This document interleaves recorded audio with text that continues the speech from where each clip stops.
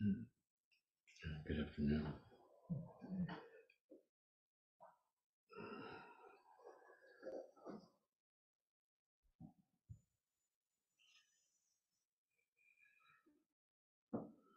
This is just beginning with the three refuges. And Buddha, Dharma, and Sangha. Those are our three treasures. And that's what we take refuge in. We don't take refuge in greed, anger, and ignorance. That's our training. And we have to remember that in our practice. Most people take refuge in, they call it afflictions or even defilement. Something soiled is a better word. Defilement is greed, anger, and ignorance. That's what people take refuge in because of their ignorance.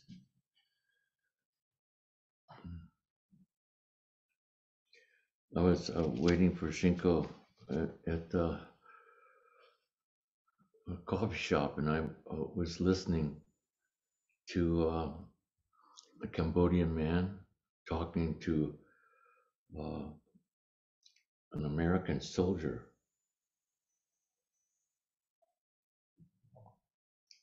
And the horrible things they said about the war and that stuff they dropped on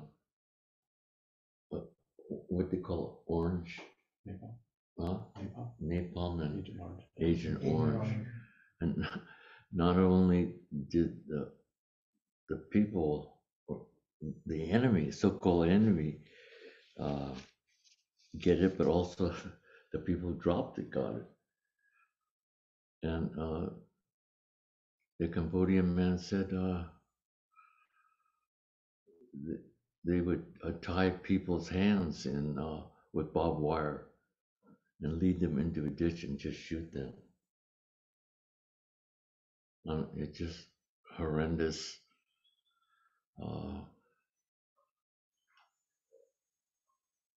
In one way, so ignorant and pitiful, we have to do these things, pay all this money to defend ourselves because we don't know we come from the same mother.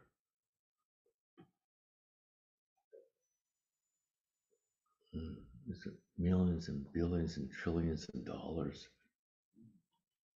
could help people.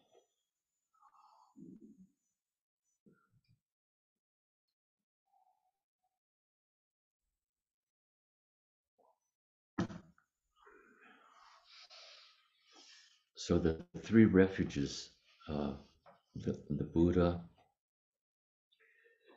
I'm not supposed to say too much about this reading because it's only for people who receive transmission.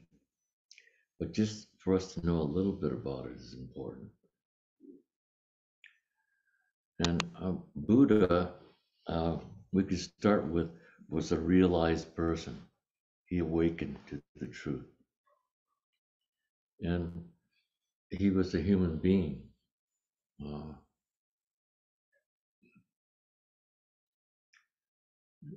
If it wasn't for him, we wouldn't be here.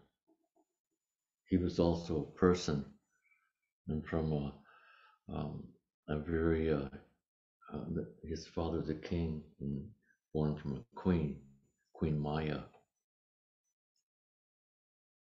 who died when giving birth.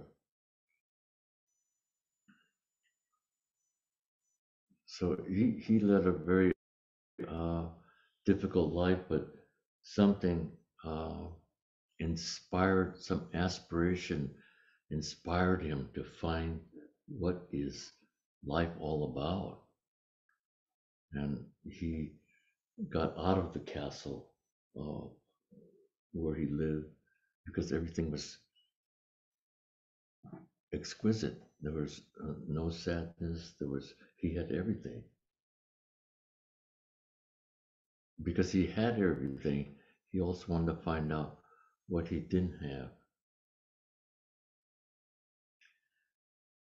And in a way, that's why people begin studying uh, and practicing and training. But we really have to have that aspiration, bodhicitta, the awakening of that aspiration. All these talks are not for entertainment, they're for you to actually participate, actively participate in loss, not gain. You are practicing in the active participation in loss, so you know it well. You're not going to gain anything till you lose. Gaining, gaining is for self-centeredness.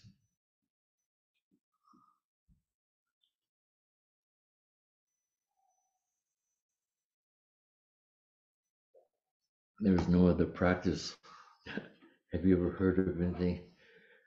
Active participation in loss.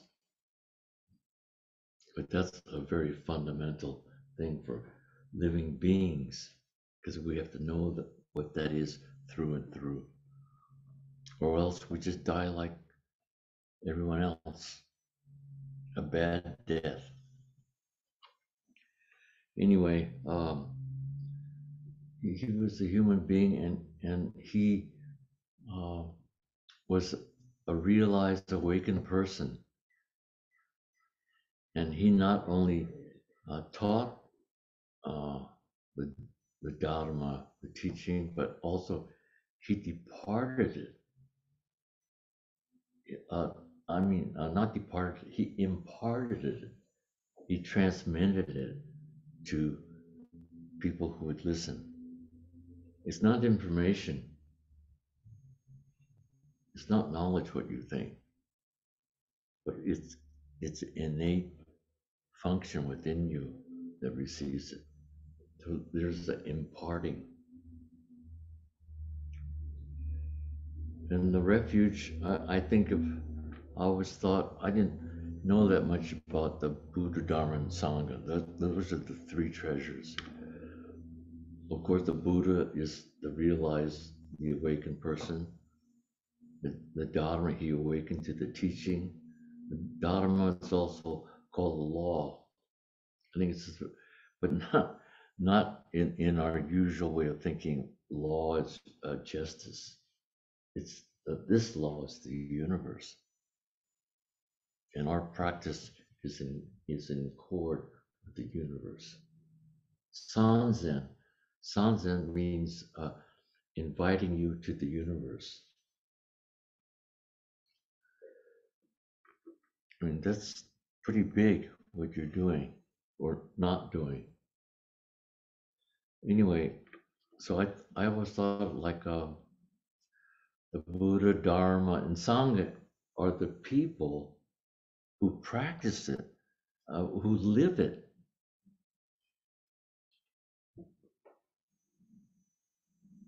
I just read you just a very short. This reading here, after Banchen Dotan, who was hiding in maybe it was 1700, 1600 in the woods somewhere, and he finally came out because the Dharma was Jukai, Kechimiyaku were just thrown on the street like paper. Zen was just completely dead. And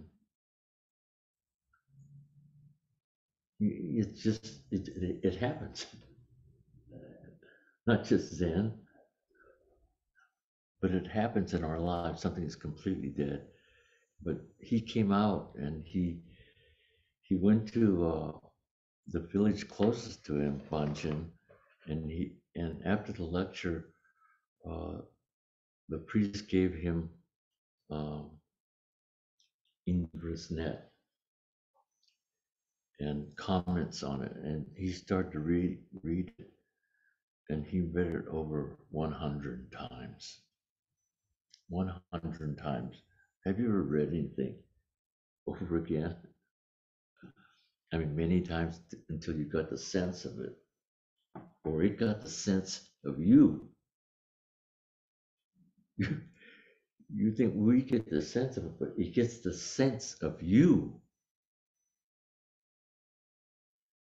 And so he compiled all of this. He got a sculptor to cut the kanji in reverse in wood, got all the blocks, and he said, after this is printed, you have to destroy it. But somehow I have a copy. And he says, and for those people who use it, their hands and feet will be cut. That's the ending of the introduction.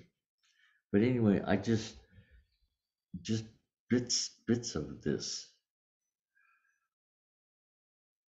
You whether you practice, I don't even want to use the word practice anymore. Training is the most important because people don't like that word, but that's what it is. And I'll just uh, gleam over some what the training is. The training, what the people misuse practice. Yeah, I practice Zen, but how do you practice Zen? How do you apply it? And so, Samga is the people that practice it, and the quality of Samga. Samga is more important for us, relates to us as lay people and people who have been ordained. Sangha, just for monastic, but Samga is for us. We use the word Samga. It even sounds better, Samga, soft feeling. But the Samga is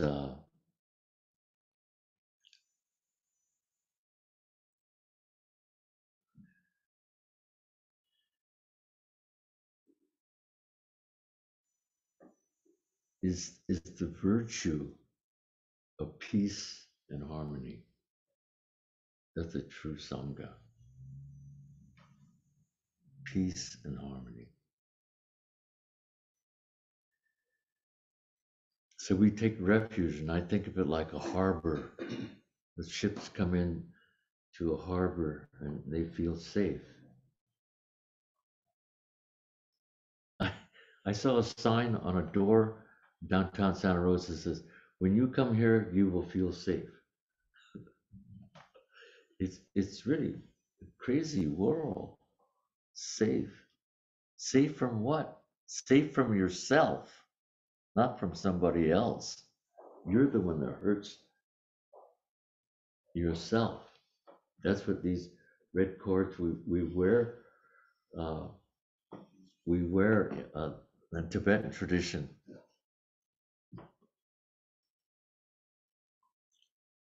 When we came to see Trungpa many times, they, I heard they had these red cords, and at the end,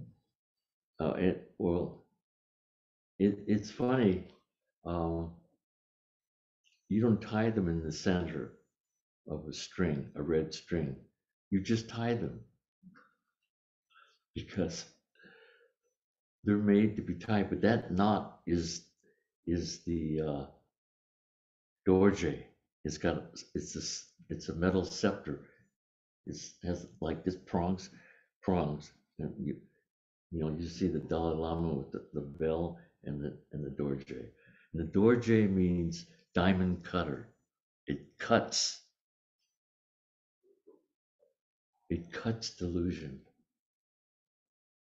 and you wear it around your neck to protect you from yourself. This is interesting, huh? I thought that was a great idea.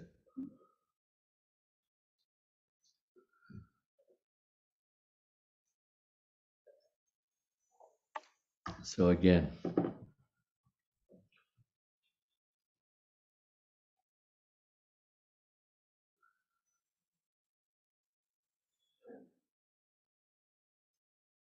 the triple treasures has three kinds of merit and virtue. They are called the one body triple treasures. One body. That's one.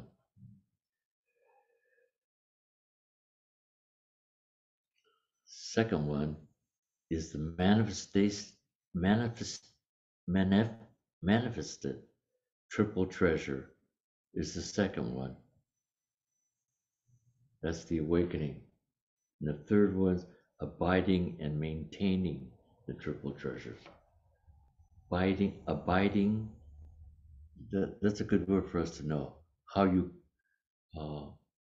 maintain it, how you continue it, how it continues you.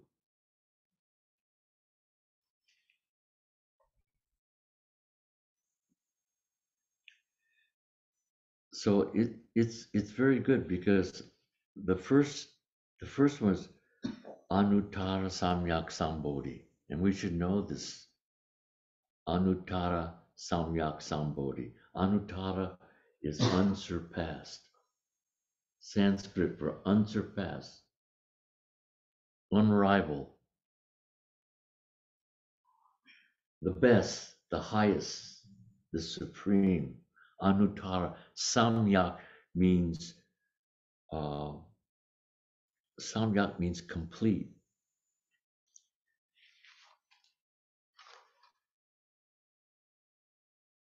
Complete. And Sambodhi means perfect enlightenment.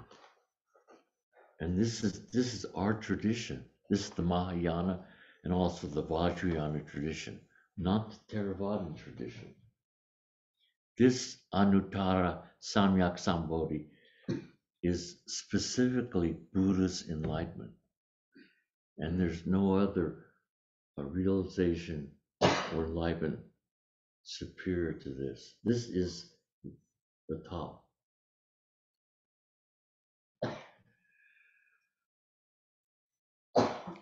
So this is the first Buddha treasure, is Anuttara Samyak Sambodhi. As long as we awaken to this, the Buddha treasure will continue. When this is lost, it is lost. It is completely lost. And the second one is manifesting verification of Bodhi. That means the proof of your realization. And the third one is converting celestial beings and converting living beings. We're not talking about celestial beings outside of ourselves, but what we think. Celestial beings and converting living beings, not those beings, this being converting, turning upside down, appearing in vast openness of being, or appearing within dust, is the Buddha treasure. And that's the Sangha. This is the Sangha treasure. Anyway, this is the background. And the first one's Anuttara Samyak Sambodhi. And this is different from Theravada realization. Theravada is the Arhat. Like in the Heart Sutra, most of the people in there are Arhats. They have not attained Buddha's realization. They're bodhisattvas. They aspire to Anuttara Samyak Sambodhi.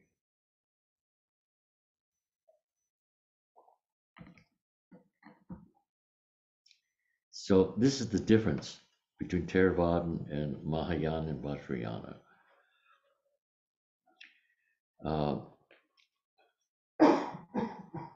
Buddha's realization includes freedom from defilements and freedom from the obscuration of our fundamental nature.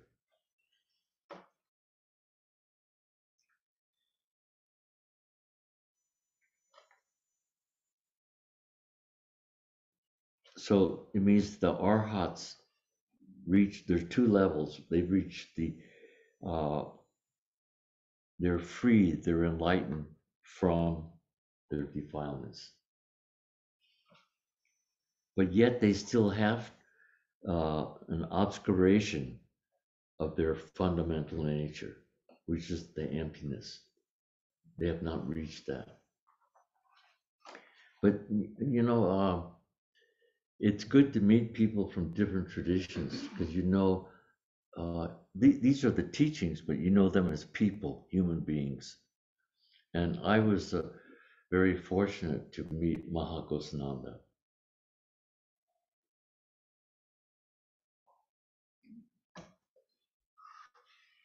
Uh,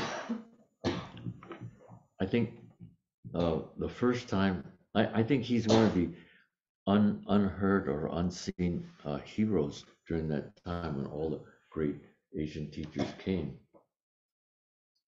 And he was Cambodian. He was dressed in orange robe, and he always had the hood over him because it's too cold for him here. Uh, and one time, I remember the Pope. There was a meeting with the Pope and different teachers, and uh, he could speak 7 languages fluently. I mean, he was a very brilliant person. Later, he became the primate of Cambodia. I asked Maha, I said, yeah, next time you should give me your phone number. He says, in Cambodia, we do not have telephones. I mean, it's that bad. It kind of shocked me. Everyone has a telephone, but in Cambodia, there's no telephones. This because of the war. So I met him at De Sansonin's place in Providence, Rhode Island, and he. Oh, wait a minute! The first time we met him was at Bernie Glassman's Mount Seed ceremony, and uh, we didn't know who he was, but he sat in our car, and we delivered him off somewhere. He was like a little worm or a cocoon in his orange robe and everything. He didn't say very much. And the time with uh, I think maybe the Pope and some distinguished Christian uh, leader, and it may have been, and he went to say something, and after he turned around and walked away from the Pope looked at him. He had orange socks also. He was completely orange. And when he gave a talk, he would say the same thing over and over again. The same thing. It was a kind of chant, but it was the same. It was like saying the Heart Sutra. Every time they asked him to give a talk, he would say the same thing. But he was one of the few people that could say the same thing over and over again, and it was new each time. It wasn't repetition. It was new. It was the transmission of the Dharma. There were a lot of um, I think when he met De Sansanin, or when he met Maizumi Roshi, first he came, he would go all over the world trying to get money for his country. And one time he had a chance to visit the Pope, the Vatican, and at the end of the meeting, uh, when they were coming down the stairs, he he went to the Pope and I asked him, how was your meeting with the Pope? And I asked him, and he said the Pope was very heavy. But I didn't know exactly what he meant because Cambodia, when you honor someone, you lift you lift them up. So he proceeded to pick up the Pope, and the guards they didn't know what to do, or and he said the Pope was very heavy. But he was that kind of person. Uh,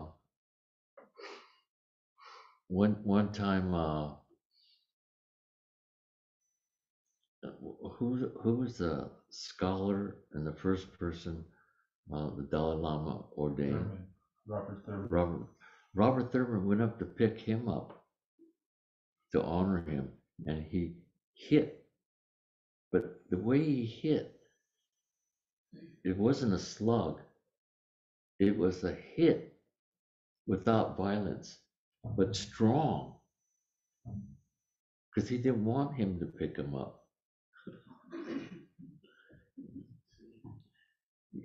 Yeah, he was a very unusual person. He was small, although I noticed that when we were in the airport, the Delhi airport, he was always first in line, and he didn't push anybody.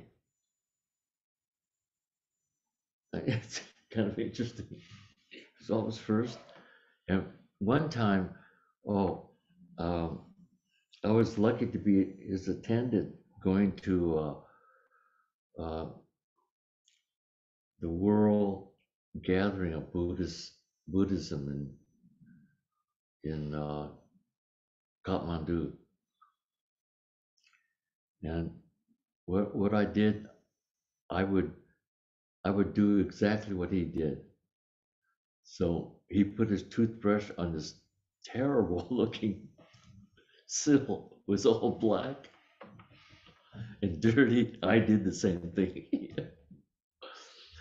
He went to the let's see, we were in India, so there's a different tradition to get his head shaved, and the barber says, "Go away."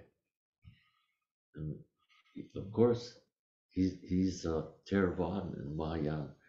Go away. I don't want to cut your hair. So many things, but he was. We lost him at the Delhi airport, and we got really a little bit frightened.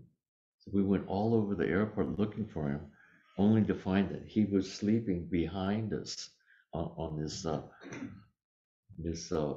chair that was circular. Yeah.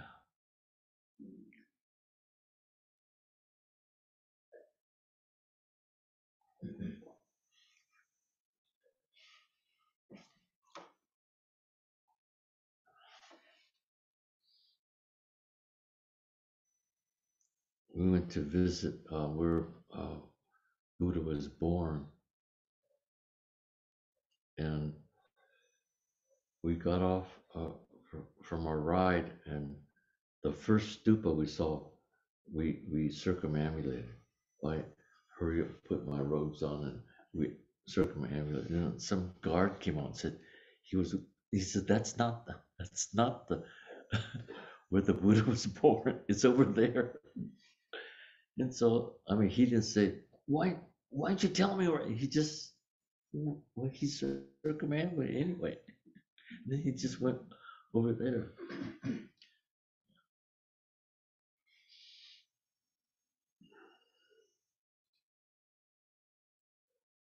Even though he could speak 7 different languages, very intelligent, uh, he got Alzheimer, and he died with Alzheimer.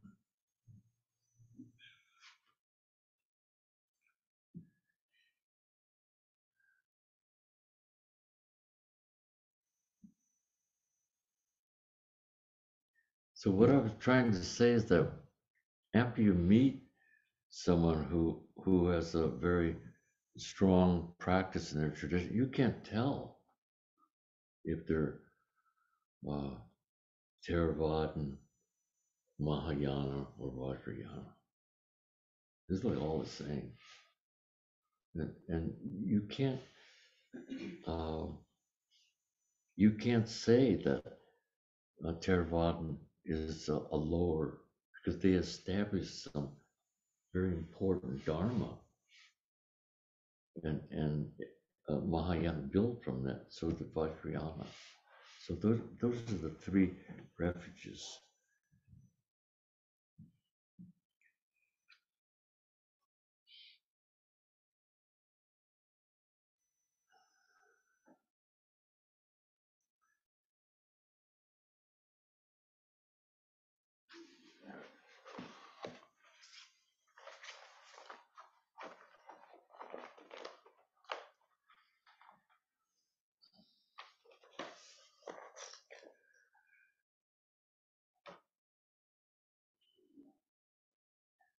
That was the essay on teaching and conferring the precepts.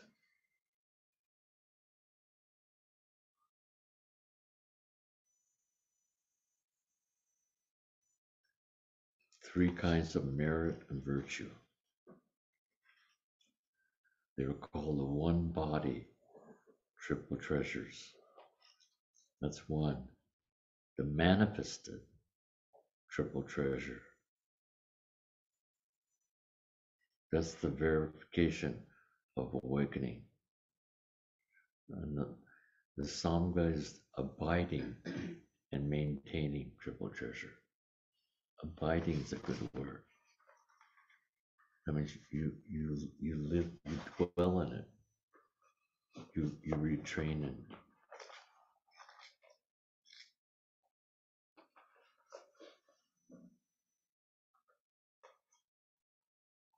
I just read you a little part of this Kyogo.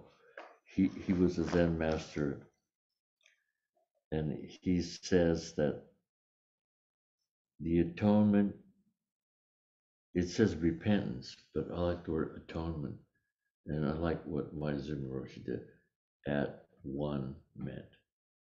That's atonement. At one meant. Not so much repentance, because we have ideas about that word. The atonement procedure appears, and then in the three refuges, the three cumulative precepts, there is nothing which is not included.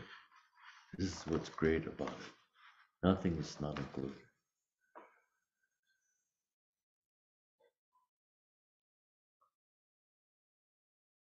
Because they are not separate from delusion. They include delusion.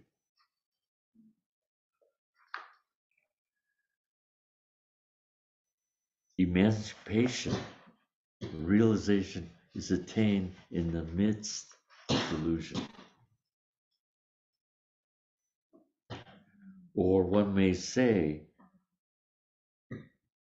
before the deluded aspects have departed, means before the donkey, the horse has arrived. Same thing. Sitting upright, contemplating true marks, may seem to imply that they should be grasped, since they are the true marks. But we should not see a dualistic intention in these four words. This would be understanding from a confused point of view of living beings. Wrongdoings cannot be actualized. It is not reality for you or for others.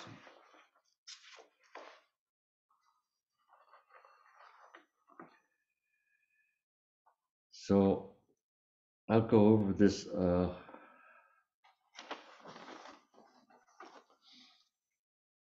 There are five practices, and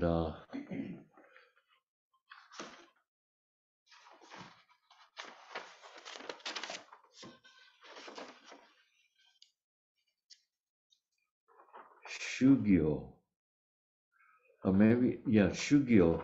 Shugyo is the common word for practice.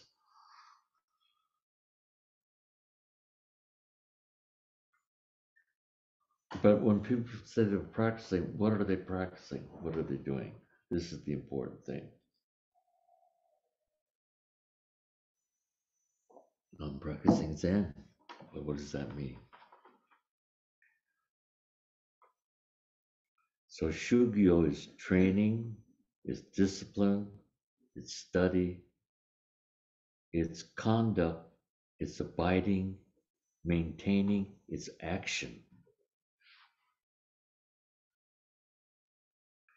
And then we have Shugyo, we have Shushu, it's training in Zazen. And what you're doing is that you're unifying the five skandhas. That's basically what you're doing. You're unifying them. The skandhas makes up the complete self, makes up the incomplete self, the skandhas. You know, we chant is form, sensation, perception, volition, and consciousness. When those five get together, they they form the fake, the false self that we think who we are. But the shushu is the training in zazen to unify the scattered mind. And it was very interesting for me in the Heart Sutra. Just a few years ago, I just saw what the kanji was, the characters, and it says five bundles. And how did the Chinese and Japanese get the word bundle when the skanda means scattering, confusion? So I thought this was very interesting. Within scattering, there's bundling. Within opposites, within light, there's darkness. Within long, there's short. But we've separated them. So if you allow the activity of scattering, because you're not concerned anymore, you're not trying to do anything in zazen. If you allow it to scatter, it will come back to bundling. And bundling means together, holding together. It's really amazing. And if that was not true, the universe would collapse, isn't it? All opposites have female and male, love and hate. It all goes together. It's just that we've separated them. And so there's another interesting thing in that the dhyana was even before, it was one pointed concentration. And the Aryans, who were the aboriginals of India, did dhyana. And the noble warrior class at that time taught this method to their slaves. I thought that was very interesting. That's how they got the work done. Maybe that's how they built pyramids. I mean, if I mean, just being in Kaiser uh, procedure room, the people uh, do not know, don't have any foundation to be still or to be concentrated. So when they're waiting for the next procedure, they're impatient. They're anxious. They're just walking around. You could just stand or sit, but they don't know how to do that. But the Aryans, uh, who were the aboriginals of India, they taught their slaves how to do this.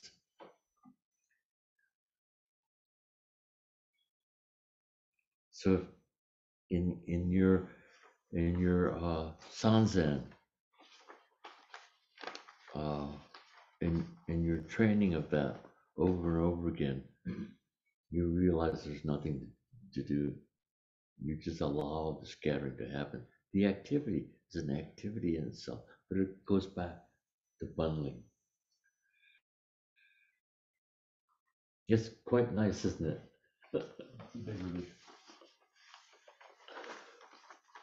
The, the, before the donkey leaves, the horse has arrived was really true. Okay, so that's, oh, and so what happened later was Tathagata Zen. Tathagata Zen has to do with the opposites. You could say somewhat um, one dimension, and Tathagata Zen was two dimensional. It has coming and going, and those two opposites uh, dissolve, and that's and not just coming and going, but any opposites dissolve because you're not doing anything. As long as you're doing something, opposites will appear because you're not thinking, and you're doing with the Suzuki Roshi that you're doing something that has lots of rules and discipline that you have no choice. Something happens. As long as we have that choice and discrimination, we can, we can't fathom who we are. So uh, Tathagata Zen has to do with the opposite. Who comes? Thus, thus come, thus gone. Like, like in uh, Tozan's poem, when he looked at the stream, he saw his face. It's it it is thus come. It's no other than himself. So Shugyo is unifying. Shugyo is the common misuse of the word practice, but it means training, discipline, study, action, abiding, maintaining. And Shushu is unifying the skandhas. There's a Jishu, is the application of Dharma teachings. For instance, Oryoki. How do you use your tools? How do you cook? What do you do every day? Do you apply the Oryoki? No, hardly. The Oryoki is a ritual, but what you do every day is also ritual. To apply the teachings, the teishos, the sutras, the Dharma. That's Jishu, practical application.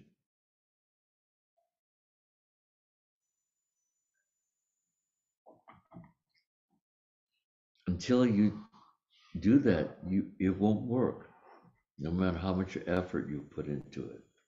Shurin, training again, it's a metaphor of a blacksmith who's hammering and melting a piece of hot iron with this hammer. But you can only hit it on one spot before it does what you want it to do. Only on one spot.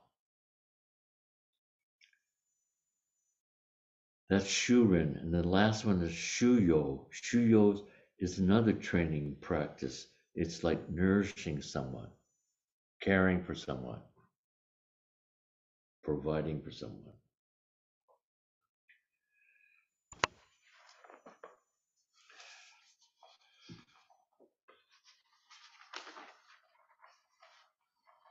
Any questions?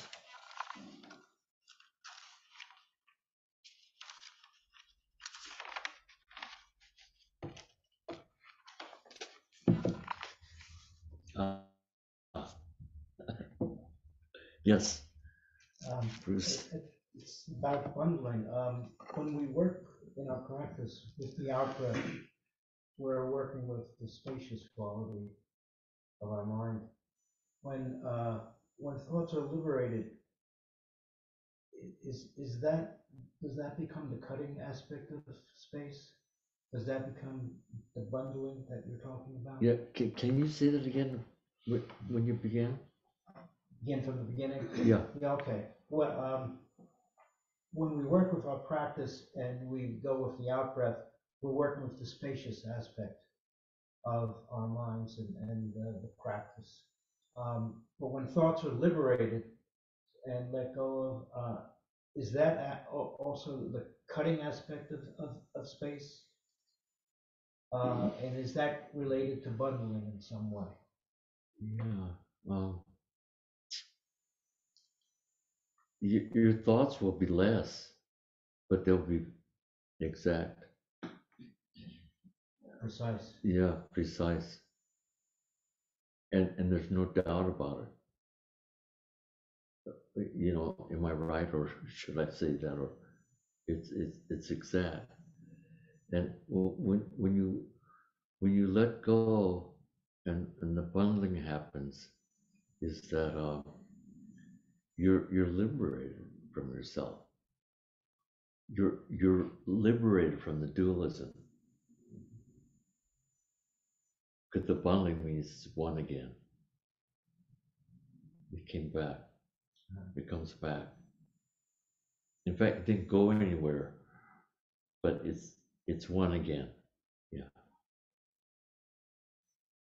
That's the irony, isn't it? The paradox here, the bundling, it comes back, but it's always there. So there's the quality of spaciousness and sharpness at the same time. Yeah, same time. Yeah, just that we've separated everything. Thank you.